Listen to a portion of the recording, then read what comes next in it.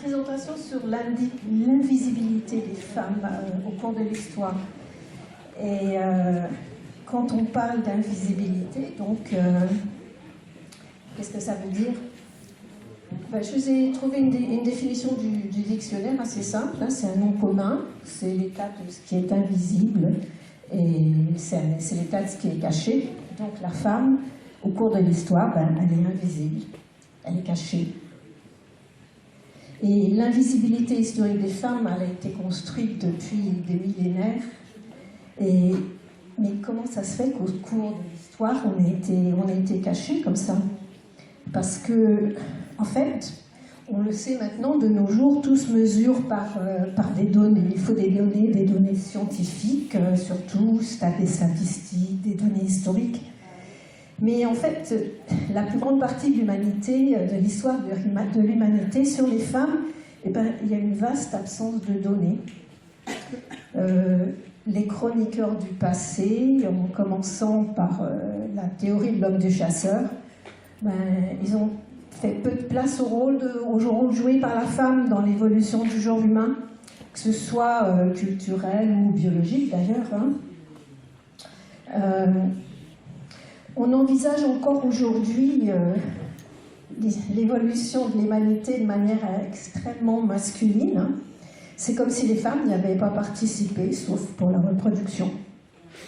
Il n'y a rien sur elles au niveau de leur création, de l'innovation, de la production. Elles sont complètement invisibilisées. Et en fait, l'explication, elle tient dans un mot que je vais vous donner, que vous connaissez peut-être déjà d'ailleurs. L'anthropocentrisme, ça vous parle? Non. Eh bien, l'anthropocentrisme, je vais vous donner la définition du Larousse, hein, c'est un nom masculin. C'est un système ou une attitude qui place l'homme au centre de l'univers et qui considère que toute chose se rapporte à lui. Et en fait, c'est de là que ça vient, de l'anthropocentrisme. Et toutes les hypothèses donc préhistoriques, tout ce qui était fait par les anthropologues, ben, c'est basé sur des hypothèses misogynes. Il n'y a aucune preuve archéologique de ce qu'on dit, de ce qu'on avance.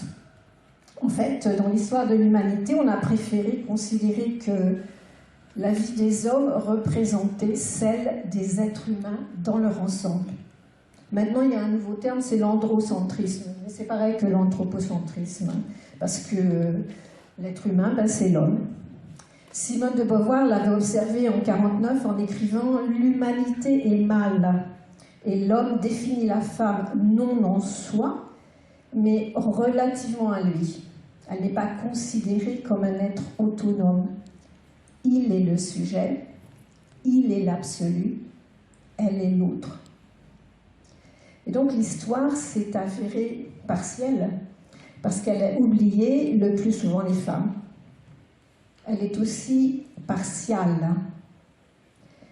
Elle n'a présenté que le point de vue des hommes, tout en considérant comme objectif et universel. Posé comme sujet, le masculin a construit sa vision du monde. Et défini comme objet, le féminin a été modulé selon les critères changeants du savoir masculin. Mais quand il s'agit de la vie de l'autre moitié de l'humanité, on se rend compte que souvent il n'y a que le silence. Et ce silence se trouve partout dans notre culture, tout entière. Qu'il s'agisse de cinéma, d'actualité, ou de littérature, d'économie, ou même des histoires que nous racontons à nous-mêmes sur notre passé, notre présent et notre avenir. Ces histoires sont toutes marquées, pour ne pas dire défigurées, par cette présence absente de forme féminine.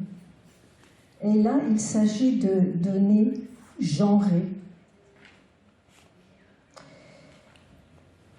Et cette absence de données genrées ne se résume pas au silence, parce que ces silences et ces absences, ils ont des conséquences. Ils ont un effet sur la vie de tous les jours des femmes. Et cet effet est parfois assez mineur, quand par exemple une femme frissonne dans un bureau, parce que la température, elle est réglée pour une norme masculine.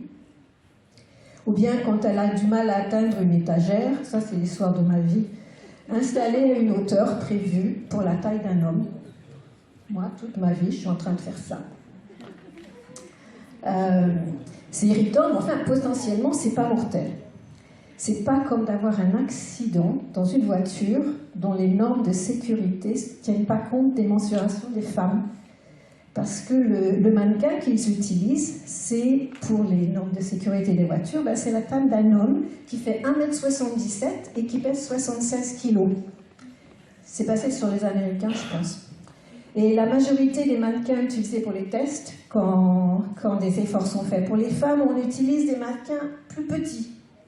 Alors ces mannequins, ben forcément, ils n'ont pas de poitrine, ils n'ont pas de hanches, puis surtout, ils ne seront jamais enceintes.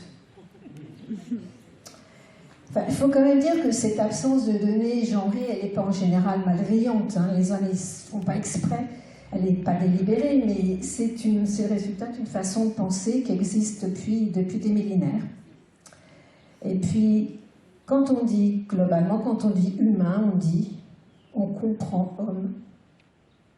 Alors, j'ai remonté un petit peu dans l'histoire, hein, parce que notre histoire du passé, elle s'est modifiée au cours des âges. Puis elle s'est construite sur des modèles disponibles à chaque époque. Hein.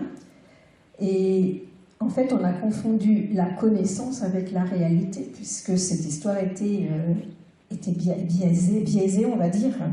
Alors on a effacé les femmes qui avaient agi, celles qui dans le passé avaient gouverné, parlé, dirigé, créé.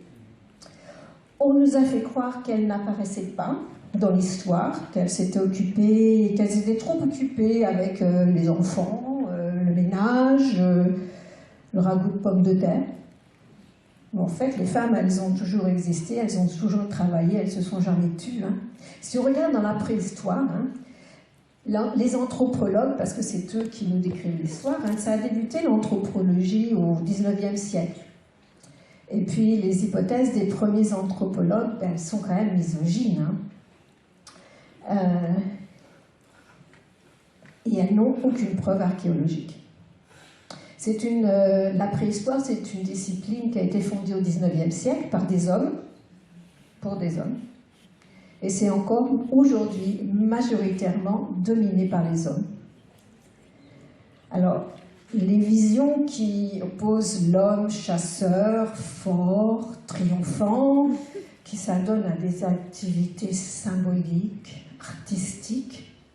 Puis il y a une femme au foyer, toute frêle et dominée, s'en révèle plus sur l'époque où elles ont été élaborées, ces hypothèses, que sur les préhistoriques eux-mêmes. Hein. Alors, le modèle de la famille idéale occidentale du XIXe siècle, c'est celui-là un peu, il était nucléaire, il était monogame, bien sûr, et puis patriarcal. Hein. Mais en fait, il n'y a aucune preuve archéologique qui vient conforter ces hypothèses. Et là, j'ai une petite citation de Marilène Patou-Matisse, qui est une anthropologue française de réputation internationale, et qui dit « Aucune donnée archéologique ne prouve que dans les sociétés les plus anciennes, certaines activités étaient interdites aux femmes, qu'elles étaient considérées comme inférieures et subordonnées aux hommes. Ce ne sont que des interprétations masculines anciennes. » Par exemple, qui a peint dans les grottes? Vous savez, les grottes comme à Lascaux et un petit peu partout dans le monde. Là, j'ai trouvé un exemple des petites mains. Alors, bien sûr, nos ancêtres, ils ont laissé une trace de leur passage un peu partout, dans les caves, dans les cavernes, dans le monde entier. On en retrouve en Europe, on en retrouve en France beaucoup, on en retrouve en Argentine, en Amérique, en Australie, etc. Et les mains sur les parois, ces petites mains-là, elles sont représentées, en fait, il y a une technique où les mains étaient apposées au mur, et puis on mettait de la couleur au-dessus, ou on les était appliquées, et en fait, quand on retirait les mains, c'est les négatifs qui apparaissent. Et dans la majorité des cas, on voit, comme on voit sur la photo, là, oh pardon, Je suis navrée, je n'avais pas vu. Moi, je vois la photo, je la vois là, pas vous, vous ne la voyez pas. Vous voyez les petites mains dans les grottes, là, elles sont quand même très distinctes. Donc, les mains étaient appliquées sur la grotte, très fort. Et quand elles étaient retirées, c'était leur négatif, en fait, qu'on voit. Hein? Et il y a eu une étude américaine qui a utilisé ce qu'on appelle l'indice de Manning. C'est assez compliqué, mais enfin, c'est pour mesurer la taille des mains, la taille des doigts, l'index par rapport à l'annulaire, les différents ratios, on dirait des ratios, oui, des doigts. Et en fait, ils ont prouvé ils ont démontré que 75% des mains négatives, en fait, seraient celles de femmes.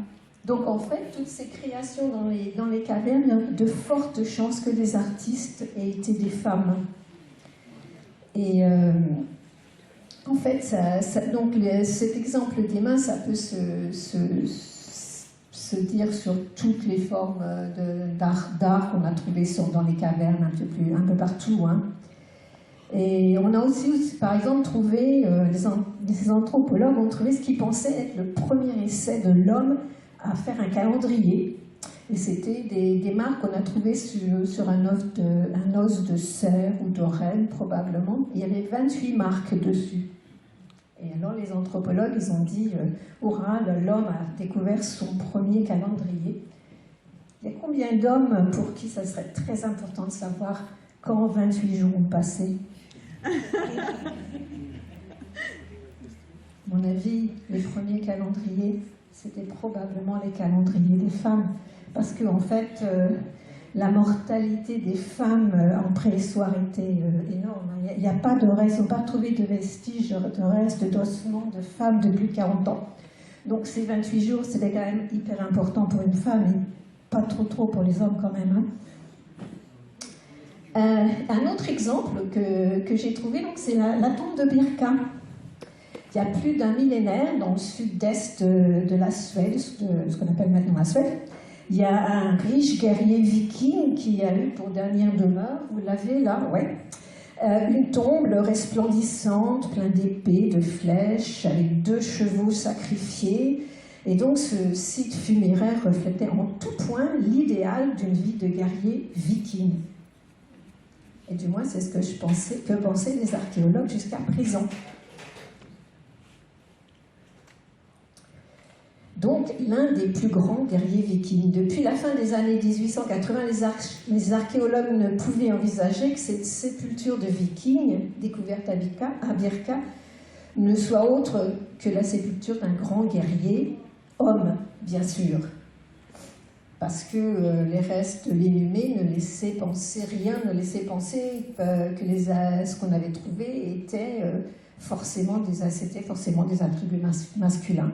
Ils ont fait d'autres nouvelles analyses dans les années, en 2016 je crois, des analyses ADN, hein, et qu'on révélait qu'en fait la tombe était occupée par une femme. Mais malgré ça, il y a certains archéologues qui ont dit non, c'est pas possible, ils ont mélangé les os, etc. Donc ils ont fait d'autres analyses ADN. Et là, c'est un petit peu compliqué du point de vue scientifique. Ils ont extrait 2 types d'ADN, l'ADN mitochondrial et l'ADN nucléaire. Et en fait, les deux ont déterminé que ce grand guerrier viking, c'était une femme. Alors, à la suite de ça, j'ai fait quelques recherches sur... les femmes qui ont fait notre histoire, mais qui sont plus ou moins inconnues. Parce que, en fait, les femmes, elles sont dans l'histoire, ça c'est bien évident, bien qu'elles soient invisibilité. Mais les femmes ont une histoire, parce que l'histoire souvent se transmet de mère en fille. Et les femmes font l'histoire aussi, parce que sans nous, sans la moitié du monde, il n'y aurait pas d'histoire. Alors j'ai regardé quelques femmes qui ont fait l'histoire. Et la première dont je voudrais vous parler, c'est la pionnière de la génétique. Et c'est Nettie Stevens. Mais là, j'ai plus mes notes. Hein. Mon mari, il s'est planté dans les photocopies. Tant pis, je vais improviser. La première qui a découvert la génétique, hein, c'est Natty Stevens. C'est une Américaine hein, qui a découvert qui travaillait à Philadelphie, je crois, et qui a découvert le chromosome Y. Et qui par la suite, et donc c'est ça qui a été la base de la sexualité, enfin de la sexualité, non, de savoir le genre sexuel de la personne. Donc c'est elle qui l'a découvert, mais bien sûr, et elle a aussi découvert par la suite le X, mais sa découverte a été... elle n'a pas reçu tout le succès parce que forcément le chef de laboratoire, c'est lui qui a obtenu toutes les félicitations du jury. Il a même eu le prix Nobel, je pense, en 1933 par la suite. Et en fait, ça c'est un peu dû à un système qu'on appelle l'effet Mathieu. L'effet Mathieu, c'est quand les chefs de service des grands laboratoires prennent tout le bénéfice, ils signent leur nom en premier, même si c'est leurs collègues qui ont fait toutes les recherches et qui ont fait les découvertes, c'est eux qui en ont toute la gloire. Et quelqu'un a fait une étude pour voir, en fait, les femmes en subissent plus que les hommes. Cet effet-là, l'effet Mathieu, il est pour tout le monde. Donc ça a été baptisé l'effet Matilda. Et l'effet Matilda, c'est en fait, il est démultiplié quand ça s'applique aux femmes scientifiques. Et Nettie Stevens, dans sa découverte, on lui a volé. Et on lui a volé donc tous les bénéfices qu'elle aurait pu en tirer en tant que femme. Mais c'est pas la seule, hein, il y en a beaucoup d'autres. L'autre qui s'est arrivé, c'est une Française, hein, Marthe Gauthier, qui a découvert la trisomie 21. C'est elle qui s'est... celle-là, par contre, j'ai mes notes. Hein. C'est elle qui est une femme médecin française, la voici, Marthe Gauthier. Et elle était directrice de recherche à l'INSERM et elle s'est spécialisée en cardiopédiatrie. Et à l'époque, aucun laboratoire ne faisait de culture cellulaire en France. Alors elle a créé, elle, de toutes pièces, son laboratoire, un peu artisanal. Et puis elle a étudié les cultures de patients atteints de mongolisme. Et c'est là qu'elle a découvert que les enfants dits mongoliens à l'époque ont un chromosome surnuméraire. Et forcément, c'est un des chefs de laboratoire, Jérôme Lejeune, qui en a pris l'entière paternité, sans préciser que le laboratoire, c'était celui de Marthe Gauthier. Et il a fallu à Marthe Gauthier plus de 50 ans pour qu'elle soit reconnue par le comité éthique de l'INSERM, qui reconnaisse l'apport indispensable qu'elle a eu dans la découverte de la trisomie 21. Une autre personne dont je voudrais vous parler, je ne sais pas si vous en avez entendu parler, c'est Amy Noether. C'est une Allemande, elle, et c'est une mathématicienne de génie.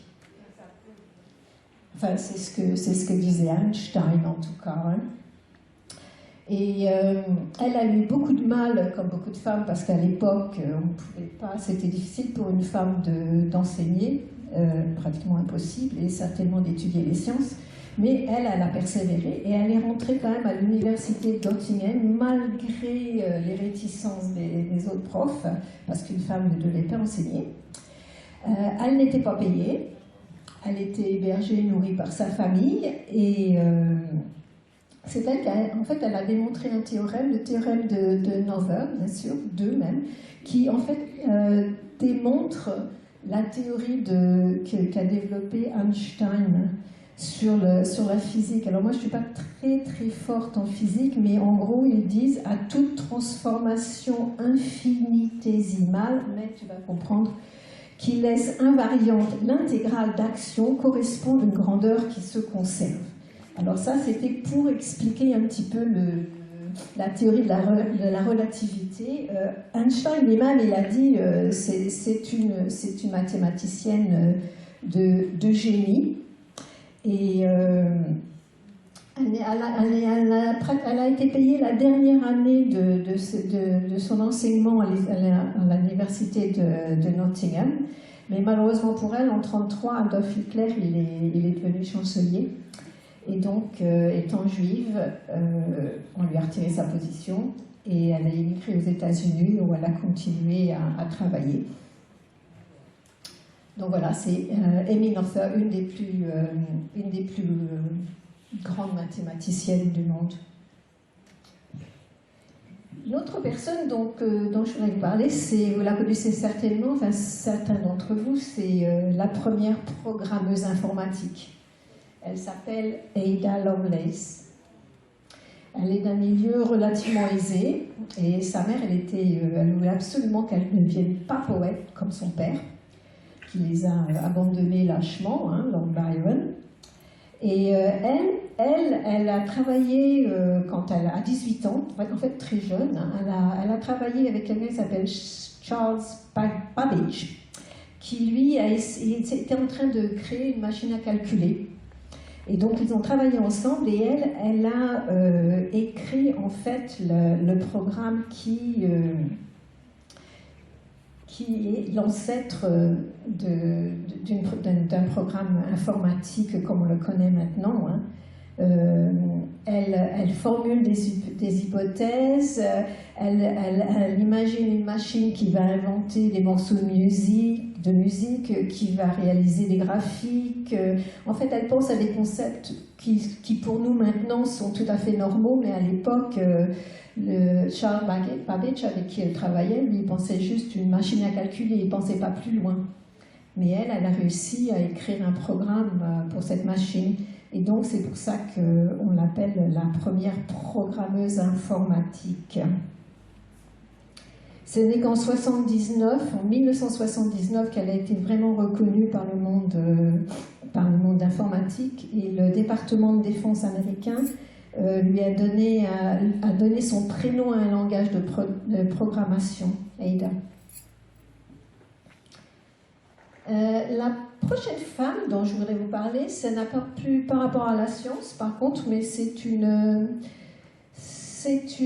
dramaturge, une romancière, une poétesse, qui était assez connue de son temps. Elle s'appelle Catherine Bernard. Au XVIIe siècle, elle était quand même bien reconnue, elle a écrit de nombreuses pièces. C'est la première femme dont on a joué les pièces à la Comédie Française.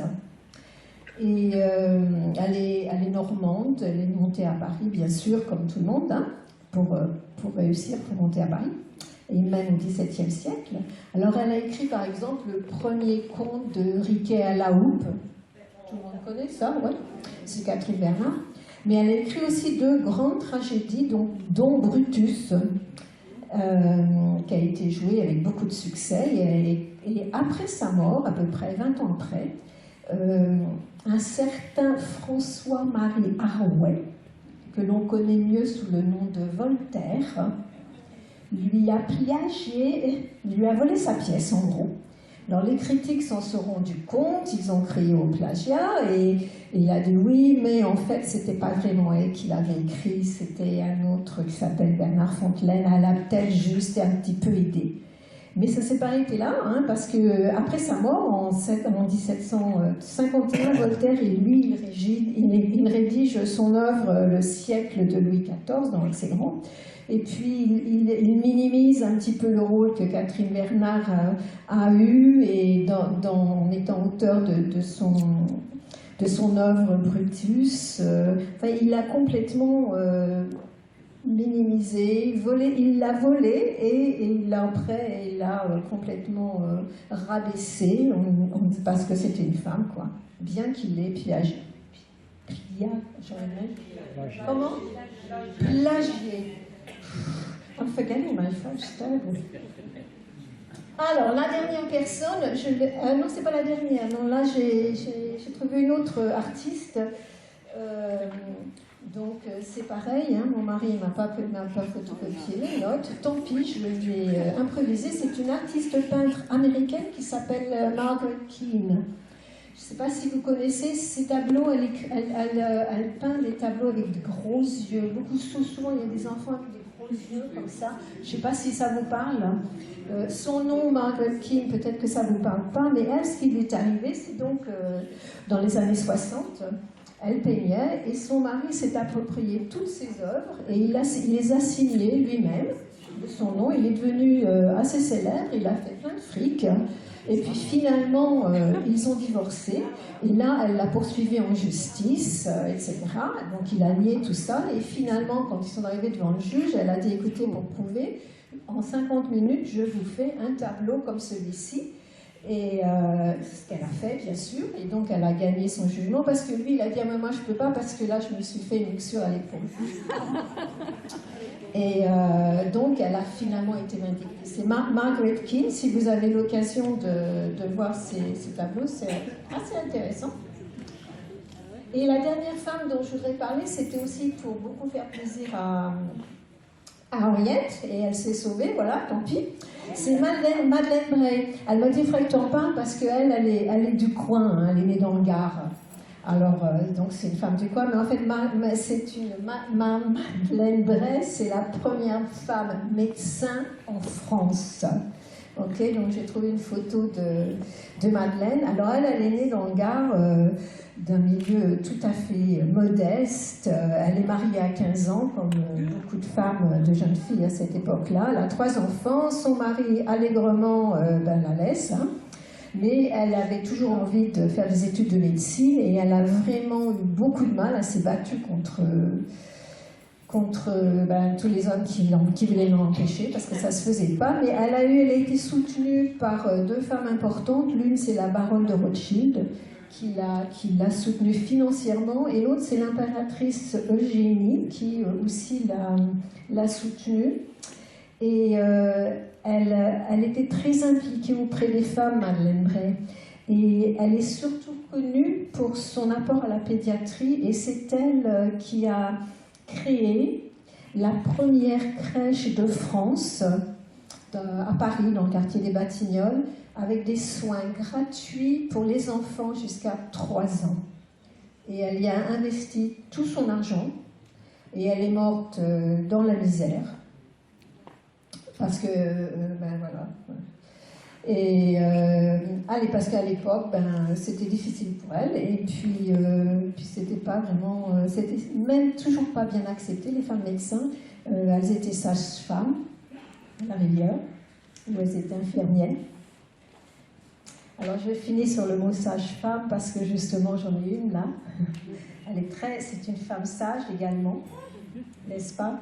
Alors je lui passe la parole, je lui passe Henriette.